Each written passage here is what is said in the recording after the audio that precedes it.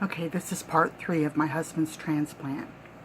So I left you where the hospital had asked me to go over to the guest house and get the car so that I could take him from the hospital back to the guest house with me. We were to stay there a couple of days in hopes of a transplant of a liver becoming eligible or available. So I like I said, I ran over to the guest house and I get in the car and I'm distraught and I'm praying, God, I wanted to be able to bring him back home with a liver.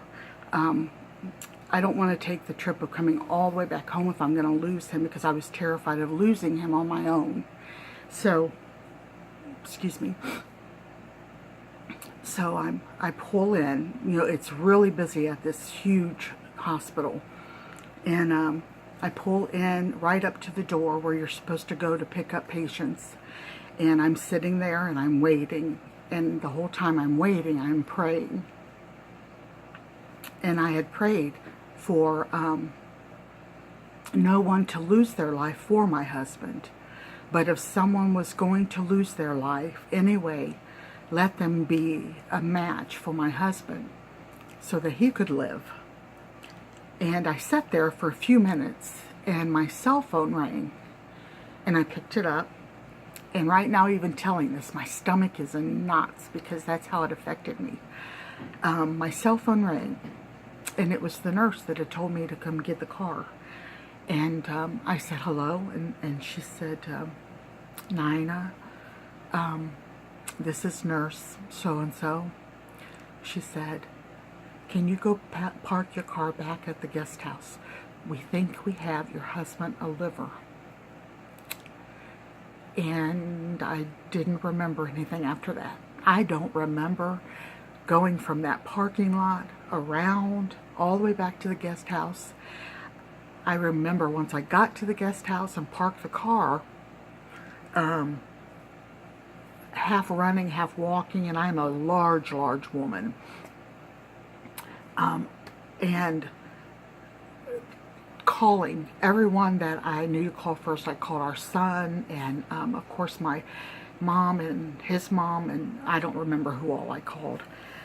But I told them just to pray hard because, you know, a lot of people on their first call, the liver wouldn't be viable, or it for some reason it wouldn't match, or it was damaged, or a ton of reasons why it wouldn't be able to be used.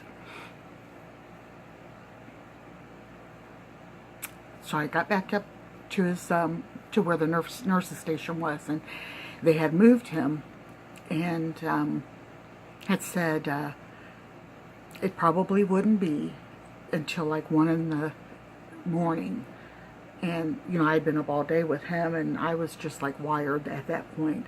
I wanted to tell you something though that was very special to me.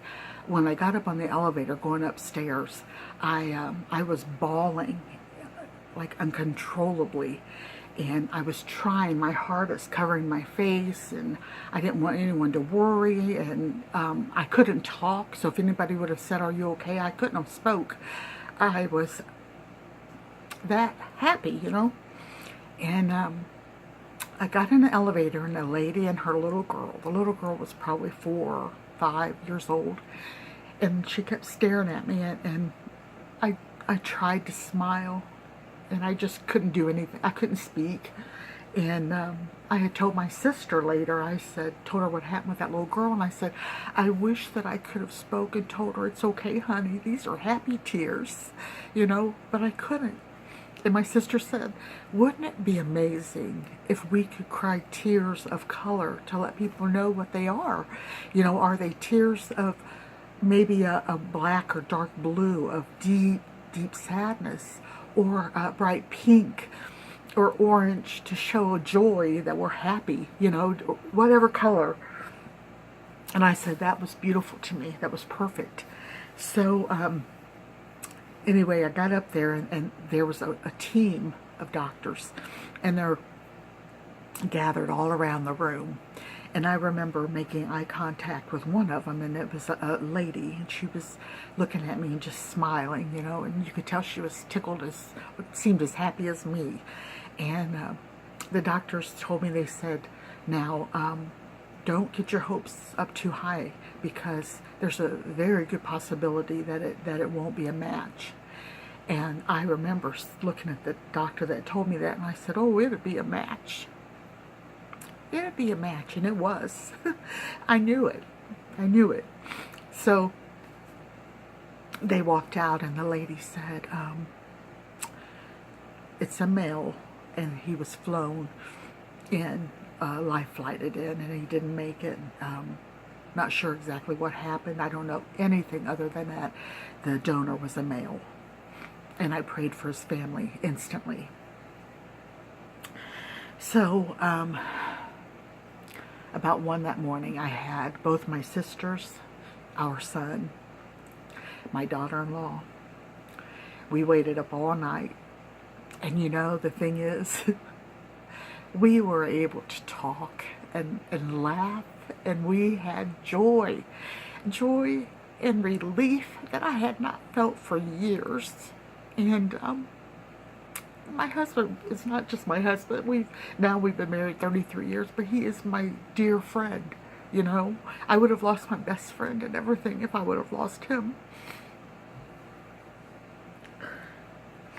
So he made it.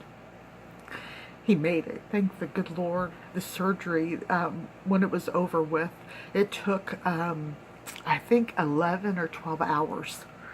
And the surgeon came out. Pardon me, I'm sorry. The surgeon came out and said if they would have known what they knew when they went in there with him, he would have not gotten that surgery. That his blood was just like water. There was nothing, no clotting. It wouldn't clot at all. He said it just poured out of him like water. And they had to use many, many blood transfusions to keep him alive.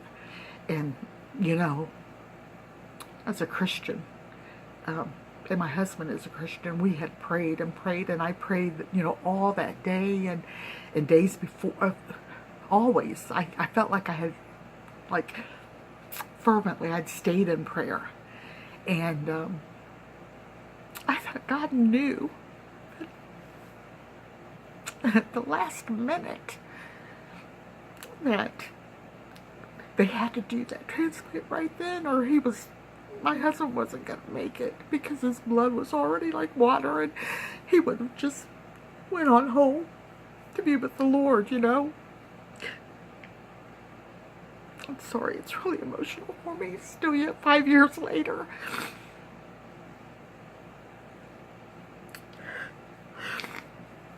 Okay, I'm going to end here and pull myself together. And I'll be back with you in just a moment. It's already at 8 minutes. I'm sorry, it's going to have to be 4 because something else something else happens. So I'll see you in just a minute. I'll pull myself together. And I apologize, but when you love somebody, it's hard to go through this. So I'll be back with part 4.